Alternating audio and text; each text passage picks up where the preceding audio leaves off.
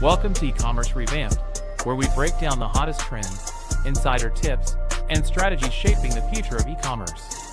Powered by Miva, the engine behind seamless online stores. Now here are your hosts, Rob Stanley and Rick Wilson.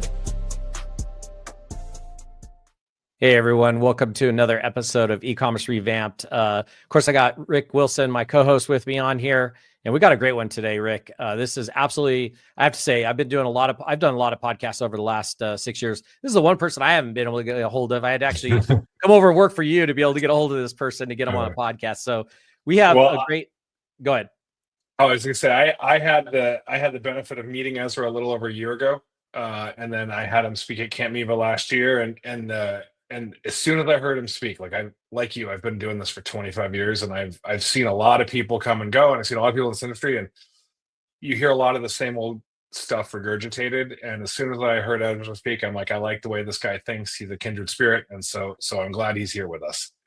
Yeah, absolutely. And I'm honored to have Ezra Firestone on. We're going to be talking today about how to build a 9-figure brand without burning out. Let's bring Ezra into the studio. Hey, Ezra, how you doing?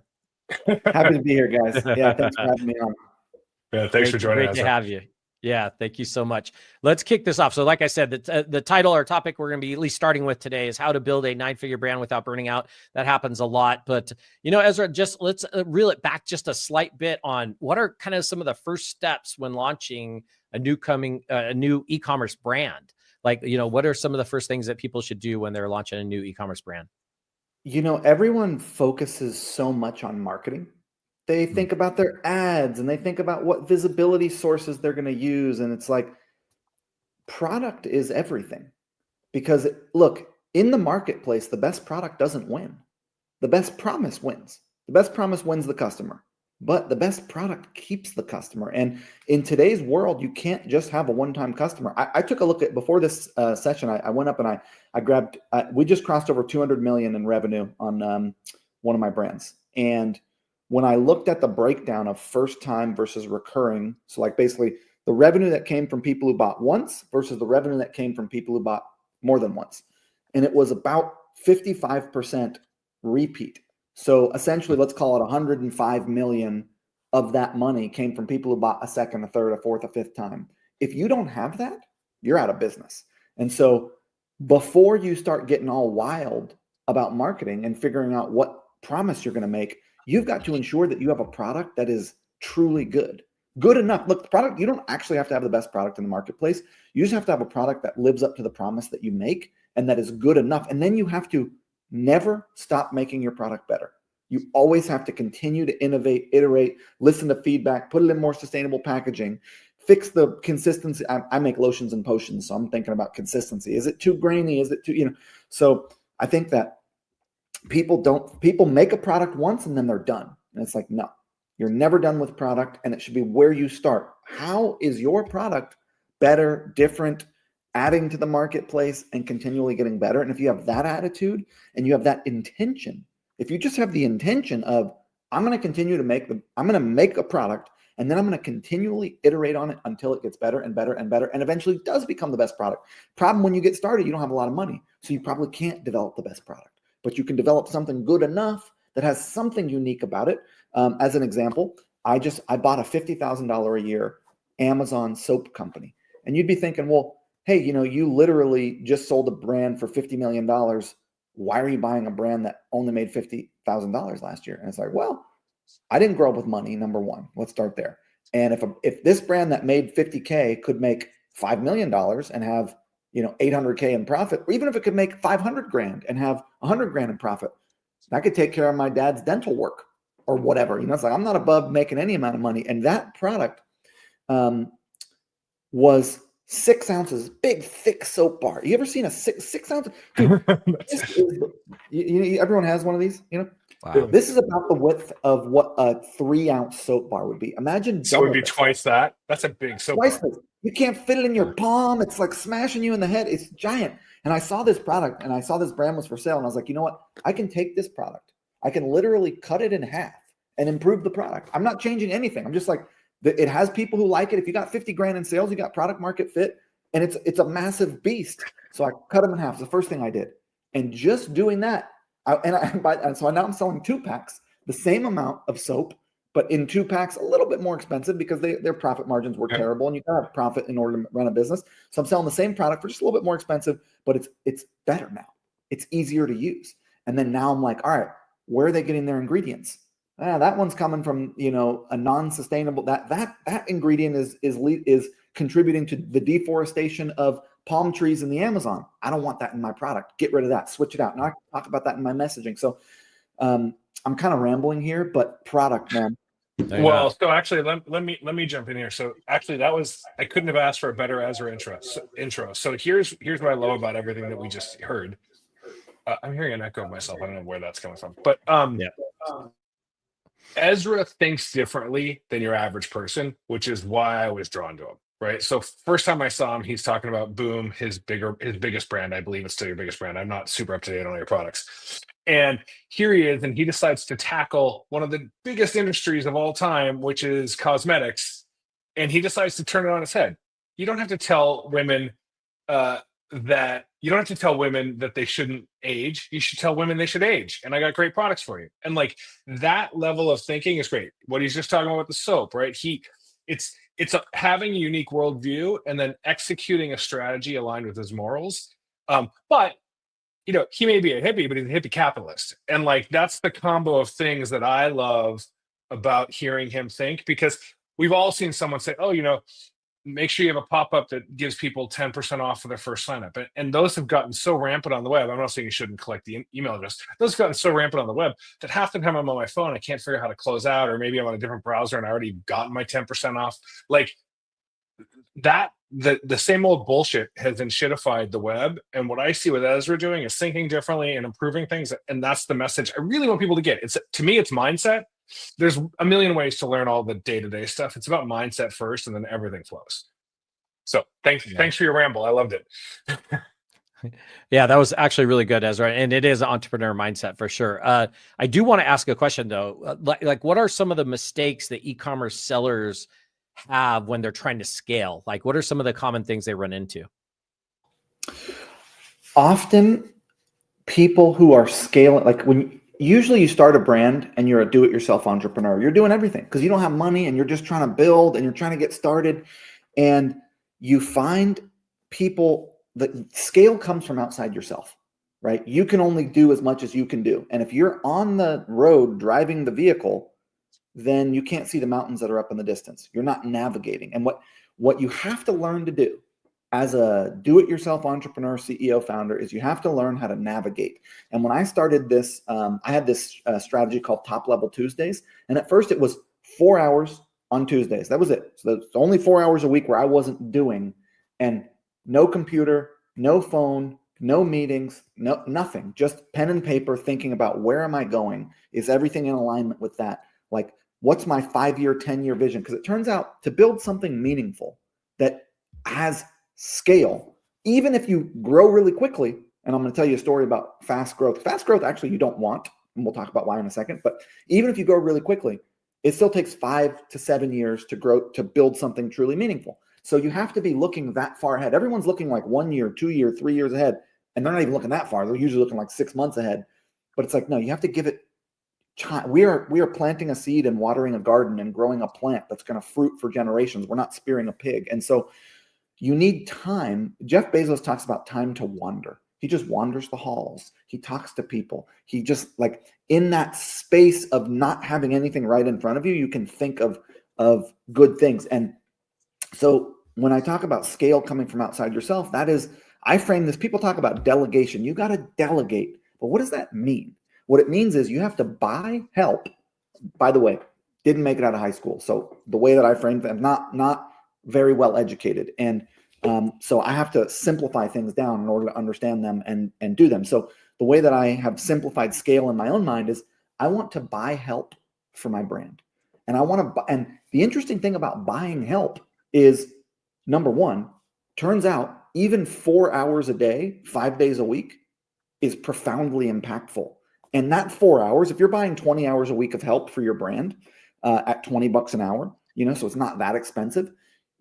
That 20 hours each week, whatever that costs, whether that's $1,600 a month or whatever it is, in week one, it's not as good as in week 20 or week 40. So the help that you're buying gets more sophisticated and better over time. And you, as the entrepreneur, CEO, founder who wants scale, have to create a canvas for that help to grow. And so what I mean by that is, like, when someone comes into my business, I say, hey, within 3 years, we're going to start you in customer support because, and now there's AI for customer support, but we still start people there. So you can learn the product, you can learn what the consumers are worried about, you can kind of understand the business. But within 3 years, I want you to be the best social media manager in the world. Here's how we're going to get you there. These 6 blogs about social media are going to populate into a Slack channel. You're going to read 2 hours a week in that Slack channel of those blogs. You're going to take notes. We're going to meet once a week. We're going to talk about what you learned, how we can implement into the business. You're going to go through one of these 6 courses once every quarter. So you're going through a course every quarter. You're taking notes. You're bringing forth ideas on our weekly meeting about how we can implement that into the business. You're going to go to this event once a year. So you give them like an education program, accountability, and support, and you check in with them and you support them in growing in a particular direction. And I have created, through this exact model, several of who are now considered best social media managers, best advertisers, best project managers in our industry through bringing people up because my generation, I'm the millennial generation, we grew up with technology. And I have like some of my best employees are people who worked at Target, who were miserable, who understood hard work. They're grinding it out under fluorescent lights. People are smashing them over the head with Butterfingers. It's nightmare, but they know hard work and they understand the internet. They understand technology, but they don't know internet marketing or advertising or social media or project management or copywriting. So you take these people who understand tech and you give them a pathway to work from their laptop from home where they can be around their kids, and they're super grateful. They're super loyal. They're dedicated because they know that working out there in the physical world can be tough and can be a grind. And here they can work from their computer. They can have a nice work-life balance and they can acquire a skill. And so you invest in your people. So I think with scale, it's about how do you take things you're doing and get other people to do them? And the problem with CEOs is they feel like nobody's going to do this as good as me. And it's like, maybe, but maybe they'll do it. I've found everybody does everything better than I ever did. Turns out I thought I was pretty good at shit. No, somebody who's focusing full focus on one thing, they get better. I'm doing a million things. I'm scattered. I'm like having they're just social media and they get better at it. And so I think scale comes from outside of you, and you have to create a container and a deliberate process for bringing people up and frame it like what you are doing is you're buying help for your brand. And you know that help that you're buying for a particular pillar of your brand, whether it's marketing, whether it's product development, whether it's, I say hire the everything person first, which is somebody who shadows you and they do everything you do.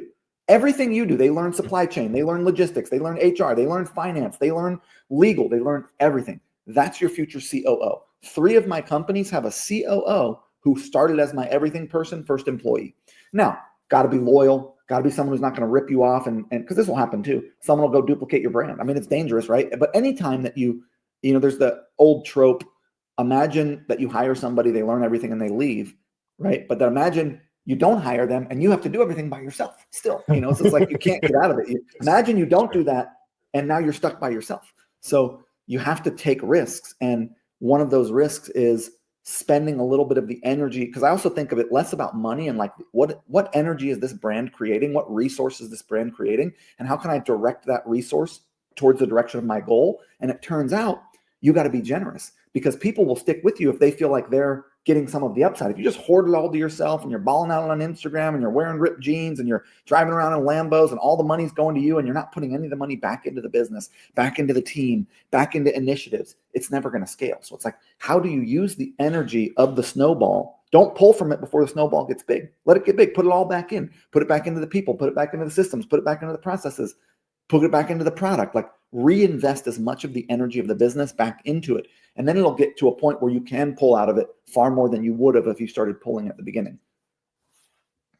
Yeah, absolutely. And I had a mentor. I've had a number of mentors, but one of my excellent mentors to help me get over the untrue belief that I thought I could do something better than everyone else. But like Ezra, as CEO, I've had that misthought before.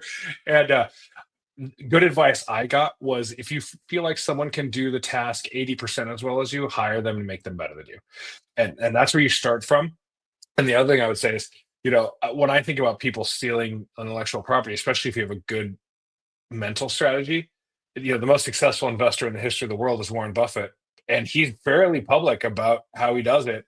and virtually no one copied them. And so, speaking of the snowball, I mean, that's what he calls what he does. And so, like, that's the I think if you do it with the right attitude and the right angle, whatever, someone, you'll run into some bad seeds, but who cares? You learn your lesson and keep moving. I've had people steal from me. I've had people copy me. And it's like, people with that attitude and that strategy don't make it very far. If you're not innovative, it's like, okay, good luck. Go do that. See how it works out. Yeah, absolutely. We're going to take a quick commercial break. And when we come back, though, I want to ask Ezra about how do you scale to 9 figures while prioritizing people over profits? I think that's right in line with what kind of where we're talking about right now. And we're going to do that right after this commercial break. Looking to take your e-commerce business to the next level? Meet Miva, the platform powering seamless online stores with the flexibility you need to grow. From custom solutions to user-friendly tools, Miva helps you create unforgettable shopping experiences. Ready to transform your business? Visit miva.com/podcast and see what's possible. Yeah, so head on over to miva.com/podcast. We got some free downloadables, some really cool, I don't think our ebook's up there yet, but it will be soon with a lot of tips. But head on over there. And we got Ezra Firestone on, and we're talking about how to build a 9-figure brand without burning out. And right before we went to commercial break, I was asking Ezra, how do you scale to 9 figures while prioritizing people over profits? Take it away, Ezra. I think most people don't scale to 9 figures. So let's just start there. It's probably not going to happen. You're probably not going to get to 9 figures. 9 figures is a lot of figures. It's like 9 of them, So I have been fortunate enough to grow one of my companies past 200 million in revenue. I've been fortunate enough to now purchase into a company that we do about 100 million a year. And that's a wonderful thing. And it's nice to have scale, but scale is not the goal. Scale is complex and it's a pain in the ass. And you've got all this HR and legal and drama. And by the way, when you scale, the mistakes are more costly. Like, I screwed up a product last year. I lost $500,000 because I screwed this product up and I screwed up the ingredients and I couldn't resell it and I couldn't give it away. And it was like, that was that. And so the bigger you get, the more costly the mistakes are. And I think the question is really, how do you grow the most profitable, successful, stable business at any size? And I have 3 steps for how you do this. And we'll talk about people in just a second, because I have 3 steps for people as well. And I said this on stage at Camp Miva, and I'll probably say it again on stage at Camp Miva, because I really believe this, which is, number 1, you first and foremost, you have fun. What does that mean? It doesn't, people think, if you just go for fun, you're going to end up, drinking wine out of a paper bag in the gutter. And it's like, well, it turns out waking up in the gutter is not very fun. So I don't think that's where you end up. Go for fun. But what does it mean have fun? Well, it means take care of yourself mentally, emotionally, spiritually, energetically, physically, have time outside of work, have hobbies, have relationships, so that when you show up to work, you can bring enthusiasm, you can bring a positive attitude, and you can bring positivity and fun, because as the leader, everybody will copy you. They'll copy your attitude. They'll copy your language. They'll copy the way you treat people. They'll copy the way that you respond to crisis. You set the tone for the business. So, and by the way, if you're not having fun, you've missed the point of this game that we call life. I mean, this is my daughter. She died about a year ago. You don't know what's coming. And so do you want to spend your life being miserable? Because it's a choice. You get to choose. You get to, in the West anyways, direct where you put your attention. So you get to choose what you perceive in large part. And then you get to decide the value of what you just perceived. You get to judge the perception. You have a lot of power and agency in that. You mostly get to figure out what you want to bring in, and then you get to figure out whether or not you thought it was good or bad. So you have a lot of agency and power in how you view your world. And if you just viewed your world as good and looked for the good and tried to add more good to it and be positive and had a good time, people would be compelled by that. They'd want to work with you. You'd have you would enjoy your life more. So have a good time. Because if you're not doing that, what are we doing out here? Are you just miserable and we're grinding and slogging? And so that doesn't seem like the way to go. 2, make something wonderful that serves the world, that you continually make better. We touched on that in the beginning. And number 3, be profitable at any scale. 50 grand a year, you've won the game of business. If you're doing that versus, I know people, $50 million a year, they're overwhelmed, they're overworked, they're underfucked, they're up all night drinking fucking Red Bull and eating butterfingers and they're just like miserable and shackled to these businesses that are all crazy and they're working 80 hours a week. It's like, is that worth the extra money? I don't think so. They're going to burn out and they're not enjoying that. It's like, what is the point? Scale at all costs is not the point. Okay. So that's sort of our foundation is we're enjoying ourselves. We're making something good and we're trying to be profitable. And yes, hey, scale's a fun experience to have. I'm not anti-scale. I got 60 hippies to support, man. I'm trying to make 100 million liquid after taxes. I'm getting there. But so I also am interested in wealth creation. I have things in the world that causes in the world that I find meaningful that I want to contribute to, that I need a resource in order to contribute to them.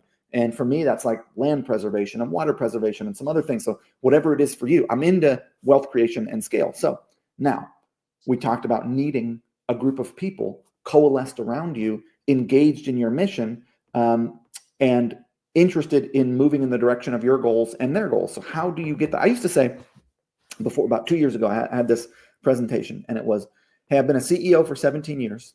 At that time, I have 170 employees. I have more now, but I had at that time.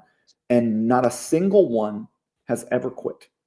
Nobody's ever left because there was some conflict we couldn't surmount, because they weren't making enough money, because I fired some people for being assholes or stealing from me or whatever. But I don't think at that time, or even today, there might not be anyone who could ever, I might be the only person who's ever done that. To be able to I grew up on a commune to understand group dynamics.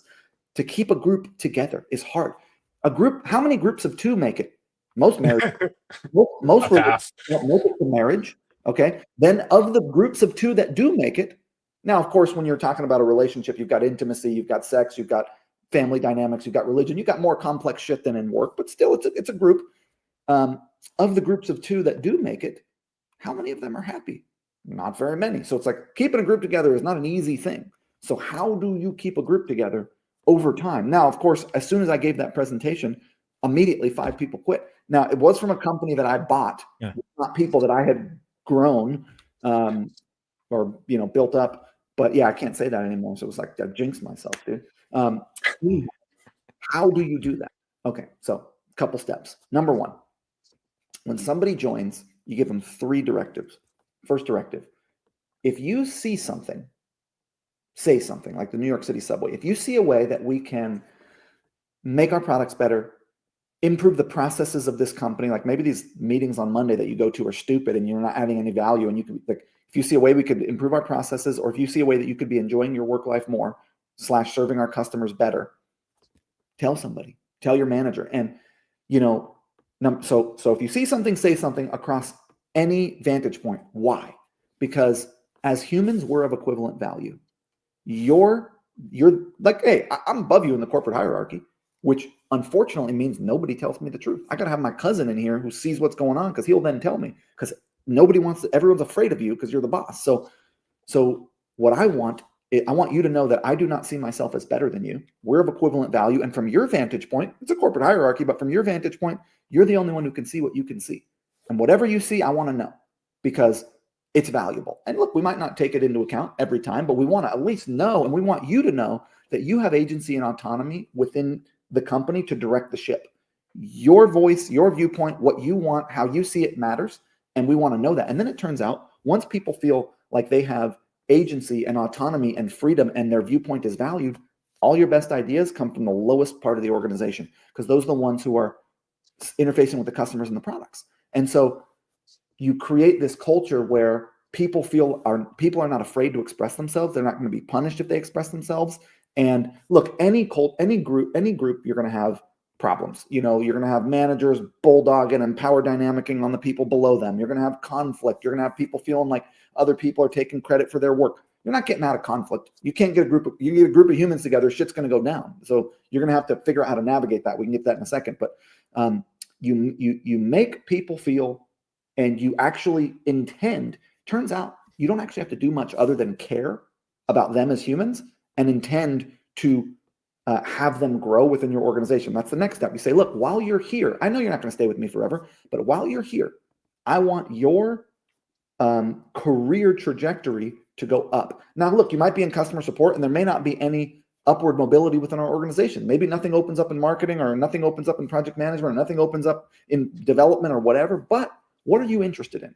Are you interested in copywriting? Are you interested in project? What are you interested in? Whatever you're interested in, we're going to support you in growing in that direction so that when you leave here, you're better off than when you came in the door. And you create a plan for every individual to have some form of growth. It could look like, hey, you get $1,000 a year towards education for what you're interested in. And we want reports once a quarter of what you're using your $250 for. It doesn't have to be a lot, but some way in which you are bringing them up while they're there. So you've got attention on their growth. Now rambling, I've forgotten what my third point is. But the point is that like you pay really generously as much as you can, and you're very transparent about how they grow their ability of earning. And so we do that. We've gone through a number of ways we do this, but we've figured out that this is our current strategy, is we have a standard either 2% or 3% cost of living increase. So you just get standard, I think it might be 2 actually, across the board inflationary increase in your salary. Then we have what's called OGSM, which is objectives, goals, strategies, and measures. And every individual has their own sort of set of 3 or 4 or 5 goals that are related to their role, that are not insurmountable, but maybe some of them are stretched, maybe not, and it's like there's a let's call it a 10 to 20%, depending on your position, percentage of salary bonus that you can earn by hitting those goals. And so you get your little bit of raise every year, and then you got your opportunity for your bonus. And then there's other stuff that we do, like we do, monthly cooking classes with the whole team, and like ways in which for people to relate and have fun together that are outside of work.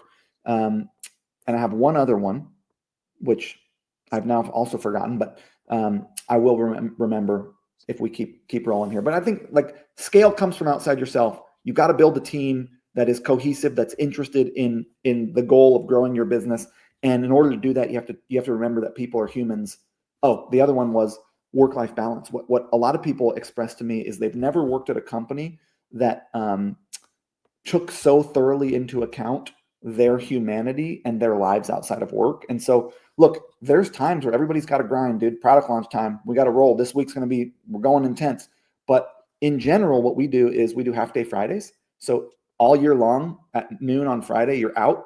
And if customer support, they may have a half-day Monday because we have to have 7 days a week support. But you work 4.5 days. You don't work 5 days. And we're not asking you to work 8, 10, 12 hours, or 8 hours on a day, but 10, 12, 14 hours. If you're in leadership, if you're a C-level and you're incentivized with profit share and things like that, you probably have a different relationship to work, but you're still not being asked to work consistently over hours, because what will happen is people will burn out and you won't be able to keep your group together because you'll keep losing people because you're burning through them. And it's like, it's better to burn slower and longer than hot and fast.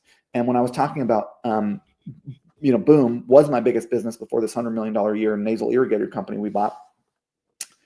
We went from 3 million to 17 million, then 17 million to 25 million year. So 3 million, 17 million, 17 million, 25 million over 24 months. And that broke everything. Marketing broke everything. Supply chain couldn't keep up.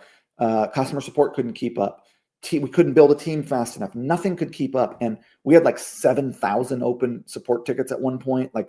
And it took us a long time to recover from that. We did eventually recover, but it's like, you'd rather grow slower than grow really fast, because growing really fast, you probably don't have the ability for your supply chain to we didn't even have the money to buy the product. We were bringing it was like, so slow growth is better. And that's the same thing with team. You don't need a big team. You need one person who gets really good. And then another person, maybe 6 months later, you can grow slow. So scale happens slower than you think in an ideal scenario, and it comes from outside yourself.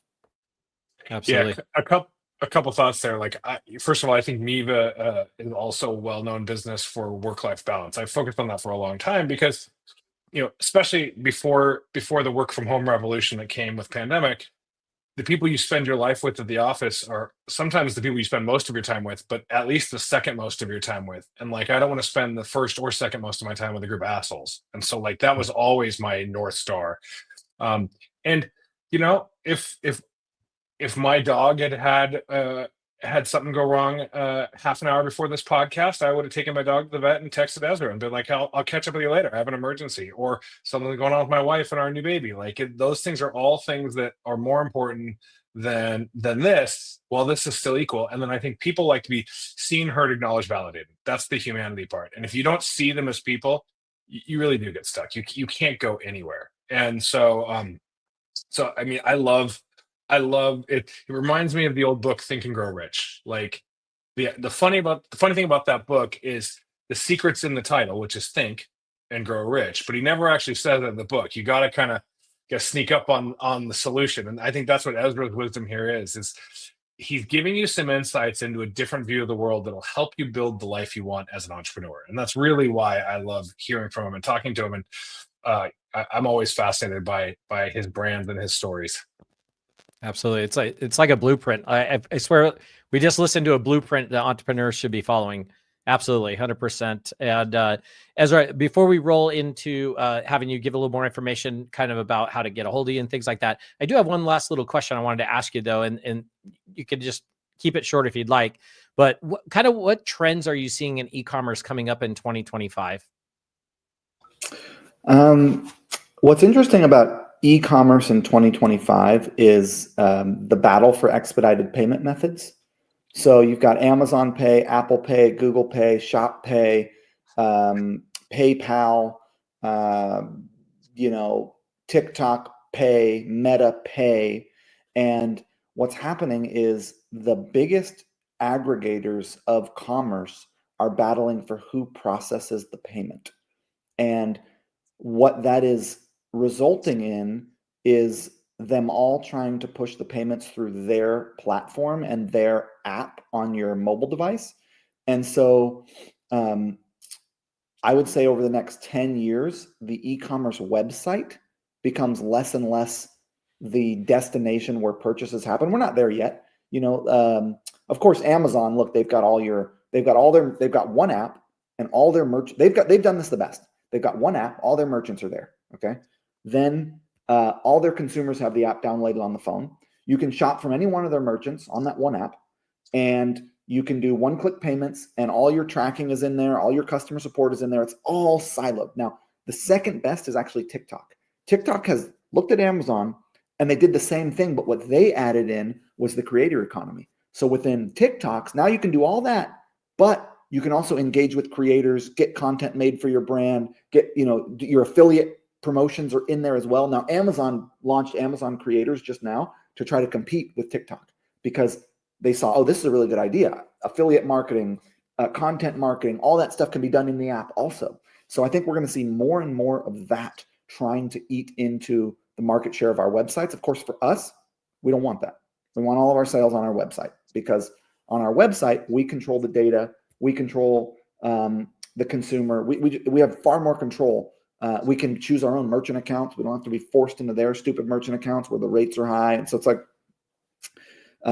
what we want to focus on is more and better paid advertising, more and better and more optimized sales processes. And what that looks like is like it used to be, you could have one message: simplified makeup for women over 50.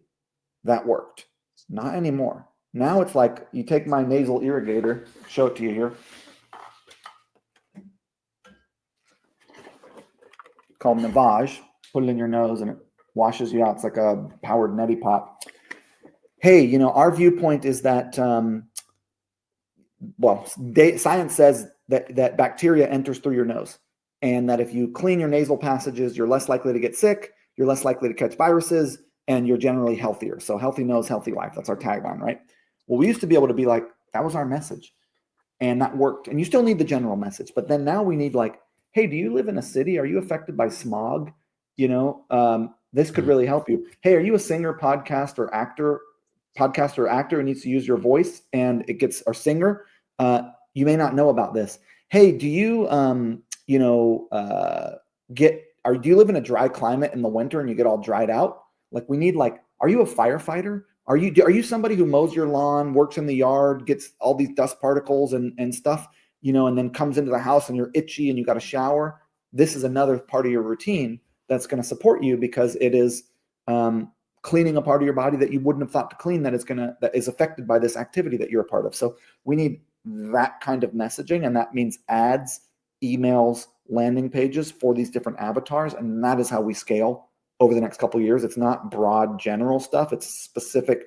And then also with the advertising platforms, Google, Facebook, YouTube, etc., they're stupider than they've ever been at finding who your ideal customer is. That's, by the way, I just bought into this brand, fun brand, because Apple sabotaged them. Apple said, we own the device. We're not going to let you see anything that happens outside of your app because we want the advertising. It's a nice business you have, this advertising business. We think we'll take that from you. Apple's building their own ad network. So as they are less and less sophisticated, the ad platforms, you have to be more and more sophisticated in honing your messaging for your different avatars. Absolutely. Yeah, no, that's great information. Let's pivot a little bit into, tell us a bit more about smartmarketer.com, what people can learn from there, and then also let everybody know how to get a hold of you. Smartmarketer.com, baby. So we're an advertising agency, first and foremost. We'll run your ads. We'll do your email marketing. We'll do your ad creative. And we'll do that across Facebook, Google, whatever you're interested in. And we spend tens of millions a month on paid advertising on behalf of other brands. I had a funny experience where I spoke at an event and I was talking about us versus them marketing. So we'll do like us versus Neti Pot, we'll do like us versus them. It's kind of like the new before and after, but it really works. And I was talking about how Cheech and Chong keep targeting me. They think I'm their ideal consumer. And I just see their ads everywhere, man. They're trying to get me to buy their THC, I think they're called like space chews that send you to outer space. And so I was talking about them because they have a really good us versus them section on their landing page. And I get off stage and I get a notification on LinkedIn. And it's like, hey man, thanks for the shout out. And I'm like, I didn't shout anybody out. Like, what is he talking about? I looked at it, it's like the CMO of Cheech and Chong. So now I'm talking to Cheech and Chong about running their ads, which would be awesome. I would love to run Cheech and Chong's paid ads for their edible business. Yeah, anyway, Smart Marketer, we run ads for people. We also do education. So we'll do like courses and events. We have one-on-one coaching. We have masterminds. So if you're a brand that really wants to scale and is looking for continual support inside of a Slack group on weekly calls, come into events, like we do that kind of thing where we kind of like take cohorts of people and help them scale their businesses through like coaching and accountability and support and ideas. Yeah, and you can reach it. We're smartmarketer.com. It's run by when my e-commerce businesses really took off, I no longer could teach because I was busy. And so I hired a woman who now is co-owner of the company named Molly Pittman, and she's the CEO of that company. And she's wonderful. She's one of the best Facebook advertisers on the planet. She's amazing. And so she kind of runs the day-to-day, and I step in and support in the, street strategy for the clients of the agency and mastermind stuff, but it's really run by Molly, and she's wonderful. We should get her at Camp Miva actually sometime. She's a great speaker. Yeah, we totally should. Absolutely. Yeah, she's great. So smartmarketer.com, you can find out about our agency and our courses and our masterminds and stuff. Absolutely. Yeah. So everybody head on over to smartmarketer.com. If you have questions you want to ask Ezra, or maybe, first of all, you should just come to Camp Miva and talk to him. But if you do want to reach out via email, it's support@smartmarketer.com. You can head on over there. Ezra, it was great having you on. Really appreciate all the information. Looking forward to having you at Camp Miva. And we'll see everybody on the next episode. Thanks for tuning in to Ecommerce Revamped. Ready to take your e-commerce business to the next level? Visit Miva.com for the tools to build seamless online stores and unforgettable customer experiences. Until next time, keep your carts full and your customers happy.